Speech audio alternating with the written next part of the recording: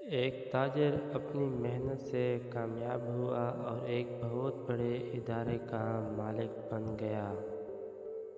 جب وہ بوڑھا ہو گیا تو اس نے ادارے کے ڈائریکٹروں میں سے کسی کو اپنا کام سونپنے کی دلچسپ ترکیب نکالی۔ اس نے ادارے کے تمام ڈائریکٹروں کا اجلاس طلب کیا اور کہا، میری صحت مجھے زیادہ دیر تک اپنی ذمہ داریاں نبھانے کی اجازت نہیں دیتی، اس لیے میں آپ میں سے ایک کو اپنی ذمہ داریاں سونپنا چاہتا ہوں۔ میں آپ سب کو ایک ایک بیج دوں گا۔ اسے بونے کے 1 سال بعد آپ اس کی صورتحال سے مطلع کریں گے، جس کی بنیاد پر میں اپنی ذمہ داریاں سونپنے کا فیصلہ کروں گا۔ کچھ عرصہ بعد سب ڈائریکٹر اپنے بیج سے اگنے والے پودوں کی تعریفیں کرنے لگے، سوائے زید کے جو پریشان تھا۔ وہ خاموش رہتا اور اپنی خفت کو مٹانے کے لیے مزید محنت سے دفتر کا کام کرتا رہا۔ دراصل زید نے نیا گملہ خرید کر اس میں نئی مٹی ڈال کر بہترین کھاد ڈالی تھی اور روزانہ پانی بھی دیتا رہا، مگر اس کے بیج میں سے پودا نہ نکلا۔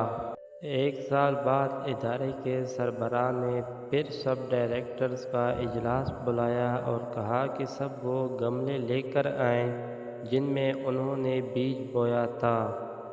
سب خوبصورت پودوں والے گملوں کے ساتھ اجلاس میں پہنچے، مگر زید جس کا بیج اگا نہیں تھا وہ خالی ہاتھ ہی اجلاس میں شامل ہوا اور ادارے کے سربراہ سے دور والی کرسی پر بیٹھ گیا۔ اجلاس شروع ہوا تو سب نے اپنے بیج اور پودے کے ساتھ کی گئی محنت کا حال سنایا، اس امید سے کہ اسے ہی سربراہ بنایا جائے۔ سب کی تقاریر سننے کے بعد سربراہ نے کہا، ایک آدمی کم لگ رہا ہے۔ اس پر زید جو ایک اور ڈائریکٹر کے پیچھے چھپا بیٹھا تھا، کھڑا ہو کر سر جھکائے بولا، جناب، مجھ سے جو کچھ ہو سکا میں نے کیا، مگر میرے والا بیج نہیں اگا۔ اس پر کچھ ساتھی ہنسے اور کچھ نے زید کے ساتھ ہمدردی کا اظہار کیا۔ چائے کے بعد ادارے کے سربراہ نے اعلان کیا کہ اس کے بعد زید ادارے کا سربراہ ہوگا۔ اس پر کئی حاضرین مجلس کی حیرانی سے چیخ نکل گئی۔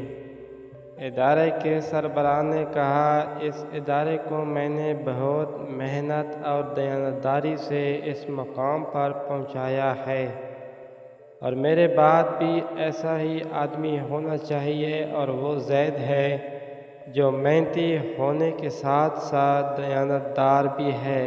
میں نے آپ سب کو ابلے ہوئے بیج دیے تھے جو اگ نہیں سکتے، سوائے زید کے آپ سب نے بیج تبدیل کر دیے۔ اے بندے، مت بھول کہ جب کوئی نہیں دیکھ رہا ہوتا تو پیدا کرنے والا دیکھ رہا ہوتا ہے، اس لیے دیانت کا دامن کبھی نہ چھوڑیں۔